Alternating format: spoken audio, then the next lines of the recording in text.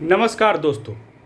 राहुल गांधी का आदत आजकल बन गया है कि विदेश की धरती पर जाकर के भारत को आलोचना करना, भारत की आलोचना करना और भारत के विकास का जो तीव्र गति से हो रहा है, भारत एक मानचित्र पर अपनी छाप छोड़ने में जो सफल हो रहा है उसको इस तरीके से कम करके दिखाना ताकि विश्व में भारत की बदनामी हो और भारत में जो राष्ट्रवादी सरकार अभी चल रही है उसकी क्रेडिबिलिटी, उसकी विश्वसनीयता को धक्का पहुंचाया जाए। यह राहुल गांधी यह एक जानबूझकर एक राजनीतिक षड्यंत्र के तहत भारत को हमेशा नीचा दिखाने का प्रयास कर रहे हैं। इसके लिए राहुल गांधी की जितनी भी आलोचना की जाए वह कम है। भारत का इतिहास, भारत का गौरव, भारत का प्रतिष्ठा, भारत का सम्मान पूरे विश्व में शुरू से ही बहुत ही उच्च स्थान पर रहा है और यह विश्व गुरु का दर्जा प्राप्त करने वाला देश रहा है। इसी को विश्व गुरु फिर से बनाने के लिए भारत के प्रधानमंत्री श्री नरेंद्र मोदी जी कृत संकल्पित हैं। उसी व्यवस्था को बनाने के लिए जब वह आगे बढ़ते हैं तो उन पर विपक्ष तरह तरह के तमाम लांछन लगाता है, आरोप लगाता है।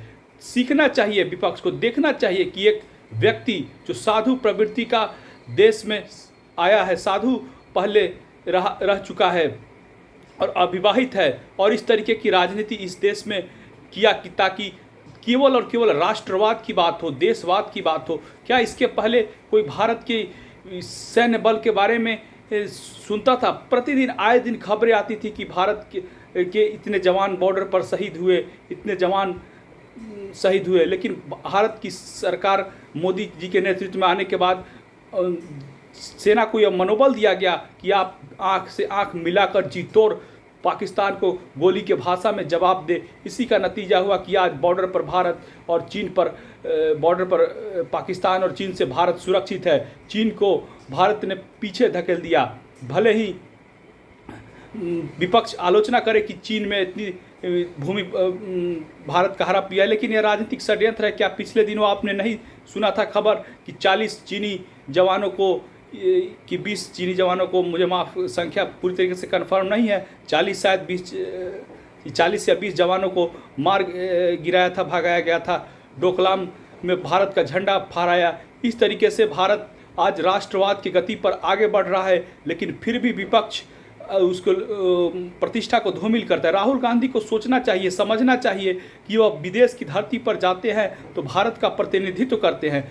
आपसी झगड़ा, आपको आंतरिक झगड़ा देश में हो सकता है, राजनीतिक हो सकता है कि आपको 10 साल से सत्ता का वनवास हो, लेकिन इसका क्या मतलब कि अपनी लड़ाई के व्यक्तिगत लड़ाई को आप देश के बाहर ले जाकर के देश की छवि को धूमिल करेंगे, बदनाम करेंगे। यह एक प्रकार के सत्ता को प्राप्त करने के लिए पूरी तरीके से मोह माया करेंगे, यह पूरी तरीके से आवंटित करेंगे। राहुल गांधी, मैं ये नहीं कह रहा हूँ कि राहुल गांधी को देश से प्रेम नहीं है, वो देश प्रेमी नहीं है। राहुल गांधी को देश से प्रेम है, लेकिन वो सत्ता के प्राप्ति करने के लिए देश के विदेशी ताकतों से हाथ मिला लेंगे, ऐसा सोचा भी नहीं जा सकता है। राहुल गांधी को इन सब पर ध्यान देना चाहिए। वह एक पार्टी के अध्यक्ष और सांसद रह चुके हैं, जिम्मेदार व्यक्ति हैं, उनको अपनी कमियों को दूर करना चाहिए।